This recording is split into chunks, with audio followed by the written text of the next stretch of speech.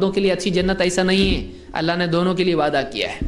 بہرحال تو دہیج کی رسم ہمارے سماج میں بہت ہی ذلت کی چیز ہے، جس کی وجہ سے کئی بچیوں کے نکاح رکے رہتے ہیں اور کئی لوگوں کو پھانسی لے کے مرنا پڑتا ہے، کئی بچیاں غیر مسلم لڑکوں کے ساتھ بھاگ جاتی ہیں، کئی بچیاں بے حیائی کی طرف چلی جاتی ہیں، کئی ماں باپ جیتے جی مر جاتے ہیں، اور کئی گھروں کے اندر بچیاں زندگی بھر اسی طرح سے گھٹ گھٹ کے جیتی ہیں، اپنی تمناؤں کا اپنے ہاتھوں سے قتل کرتے ہوئے۔ کون نکاح کرے گا؟ دہیج کی وجہ سے۔ کہاں سے لائے گا اس کا باپ؟ ایک آدمی واچ مین ہے، کہاں سے لائے گا 3 بیٹیوں کے لیے؟ آپ سوچئے کہ دہیج کی رسم کیوں ہمارے سماج میں؟ ایک آدمی کیسے کس دل سے مانگتا ہے کہ ہم کو یہ چاہیے؟ وہ فقیر بھکاری نہیں ہے وہ، اور یہ بھیک مانگنے کی صورت ہے کہ ایک آدمی کا ایک پیسہ بھی نہیں مانگنا چاہیے، ایک چیز نہیں مانگنا چاہیے۔ اتنا بڑا آدمی کا جگر ہونا چاہیے۔ مانگنے کی بھی طریقے کیسا ہے؟ دیکھیے بھائی، ہمارے ہاں تو سب کچھ ہے، ہم مانگتے تو کچھ نہیں ہے، آپ دینا چاہیں تو دے سکتے ہیں۔ جب آپ یہ کہہ رہے ہیں کہ دینا وہ ایسے ہی جیسے کوئی آدمی کسی کے یہاں پر جائے اور کہ دیکھیے میں تو گھر پہ جا کے کھا سکتا ہوں، آپ کھلانا چاہیں تو کھلائیے۔ سوچنے کی چیز ہے۔ کیوں یہ چھوٹی چیز میں آدمی کو شرم آتی ہے اور بڑی میں نہیں آتی؟ یعنی چھوٹی چیز میں آدمی سوچے گا ایسا کیسے بولنے کا، ایسا بولنے کا، کھانے کے بھکاری ہیں کہ ہم لوگ؟ آپ کھانے کے بھکاری نہیں ہیں، لیکن آپ اس سے بڑی چیزوں کے سونے کی بھکاری ہیں، گاڑی کے بھکاری ہیں، پنکھے کے بھکاری ہیں، فریج کے بھکاری ہیں، ساسر اور گلاس اور کپ کے بھکاری ہیں۔ اتنا بڑا بھکاری کہ گلاس مانگ رہا ہے وہ۔ آپ بتائیے برتن اور یہ ساری چیزیں آدمی مانگے؟ بالکل نہیں۔ لڑکے والوں کا کام ہے وہ بولیں دیکھیے آپ کی عزت ہے تو ہماری بھی ہے، آپ دو گے ہماری سماج میں عزت جائے گی، ہم کو نہیں چاہیے کچھ بھی۔ ارے ہماری بیٹی اپنی خوشی سے دے رہے، اپنی خوشی سے آپ نے اب تک دیا نا، بہت ہوا، اب مت دو۔ اور زندگی پڑی ہے، کبھی آپ کو کچھ بیٹی کو دینا ہے، کبھی زندگی میں دینا آپ کا دل کرے، ابھی کیوں؟ شادی میں کیوں بھائی ہماری ناک کیوں کٹوا رہے آپ ایسا بولو گے تو ان کو بھی کیا ہوگا؟ اپنے رشتہ داروں سے کہیں گے بھائی ہم نے بولے ان کو دیتے ہیں ہم، لیکن وہ بول رہے نہیں تو پھر رشتہ ہی ختم۔ تو ان کو بھی تھوڑا کیا ہوتا ہے، بولنے کے لیے کچھ ہوتا ہے۔ اب لڑکے والے اگر ایسا بولیں گے تو بولتے بھائی لے جائیں گے بچی کو اور پھر ستائیں گے تو کیا کرنا؟ لے جائیں گے اور بولیں گے تو نے کچھ دی نہیں، لائی نہیں ساتھ میں۔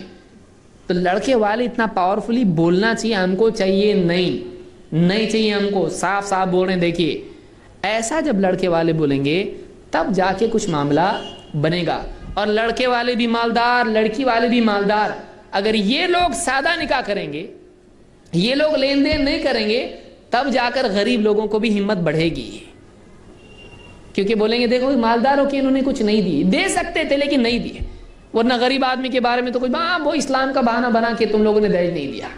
بولنے والے ایسے بھی ڈاکو ہیں ہمارے سماج میں۔ اس لیے ماں باپ لڑکی کے کیا کرتے ہیں؟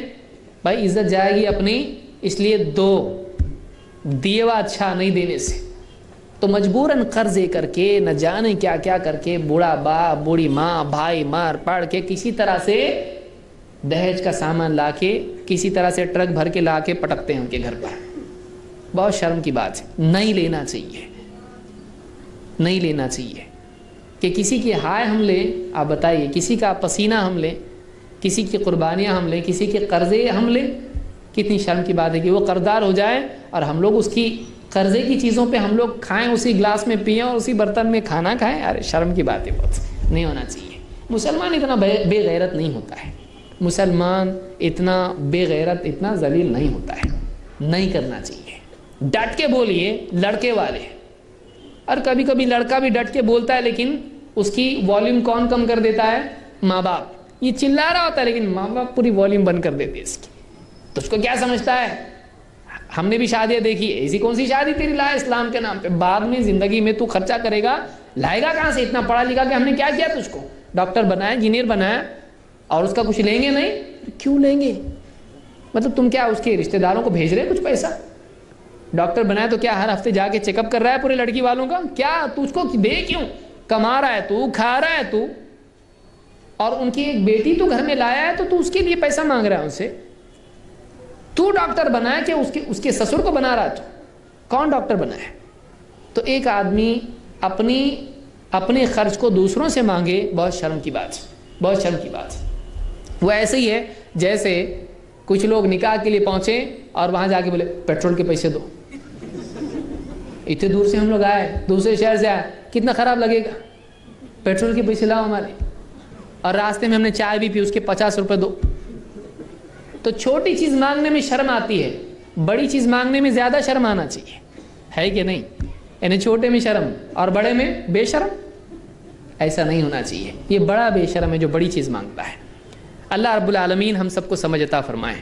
اللہ کے نبی صلی اللہ علیہ وسلم فرماتے ہیں کہ لا یفتح عبد باب مسألۃ الا فتح اللہ لہ باب فقر، جو بھی بندہ مانگنے کا دروازہ اپنے لیے کھولتا ہے اللہ تعالیٰ فقیری کا دروازہ اس کے لیے کھولتا ہے۔ جو مانگنے کا دروازہ کھولتا ہے اللہ تعالیٰ غریبی کا دروازہ اس کے لیے کھولتا ہے۔ لہٰذا اپنے لیے غریبی کا دروازہ مانگ کے نہ کھولیں۔ اس حدیث کو امام احمد اور ترمذی نے روایت کیا ہے۔ اسی طرح سے نکاح کے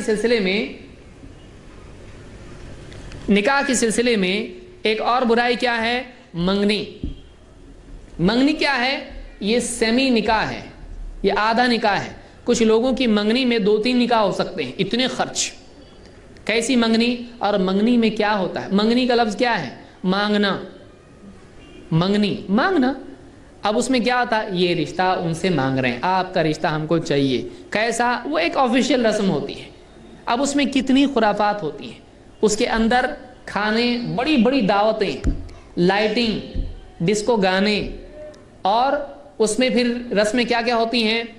اس کے اندر لڑکا اور لڑکی بازو بازو بٹھاتے ہیں، پھر یہ آتے ہیں اس کو ہار پہنا رہے ہیں، وہ آ رہے ہیں اس کو ہار پہنا رہے ہیں، وہ آ رہے ہیں اس کے سر پر شال رکھ رہے ہیں، پھر ان دونوں کی باری ہوگی، ہٹو بازو کو، پھر اس کے ساس سسر آئیں گے، وہ بیٹھیں گے، ان کے سر پر شال رکھیں گے، ان کے سر پر ساڑی اور کپڑے اور نہ جانے کیا کیا پاجامہ اور جو بھی ہے کپڑے سارے ان کو دیں گے، پھر وہ ہٹیں گے، پھر دوسرے رشتہ دار آئیں گے لڑکی والے۔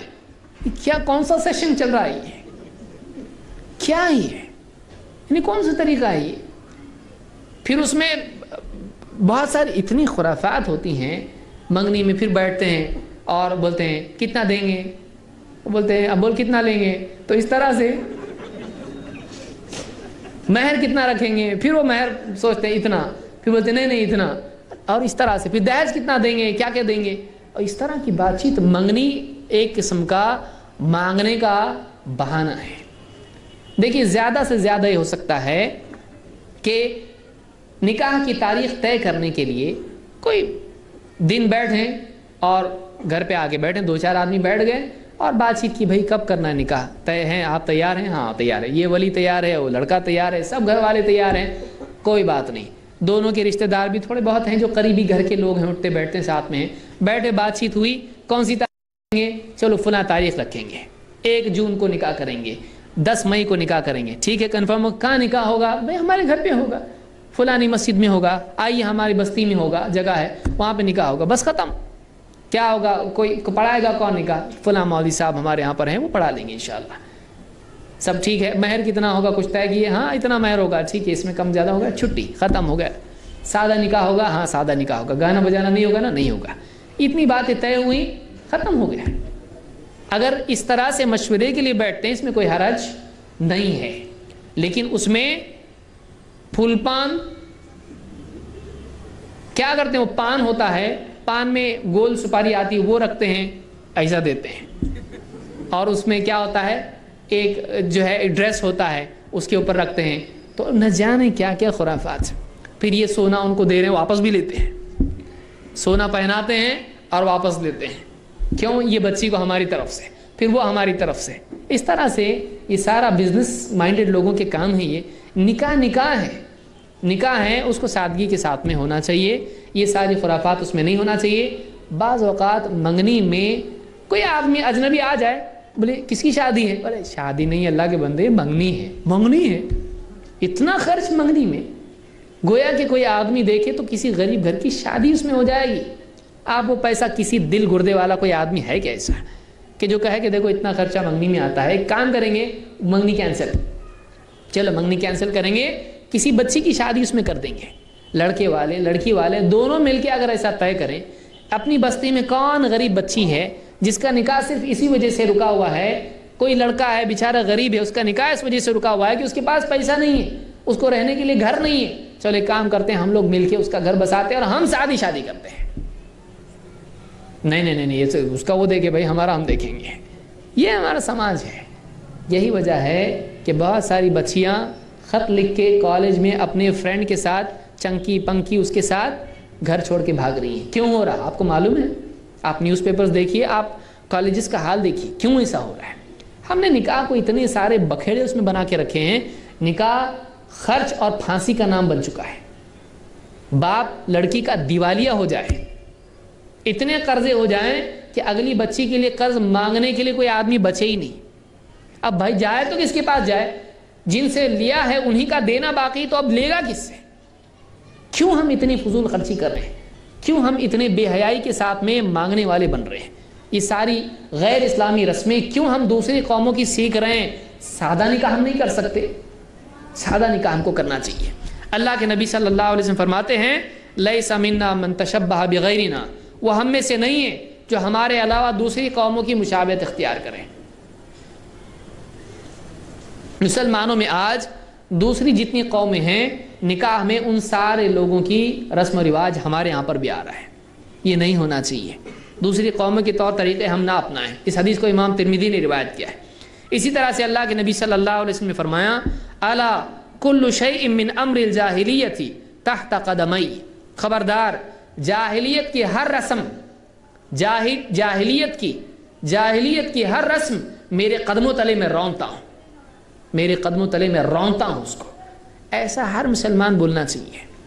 نبی کا دامن نہیں چھوڑیں گے بولنے کے لیے بہت ڈٹ کے بول رہا ہے، لیکن نبی کے طور طریقے کو اپنانے والا بھی تو بنے.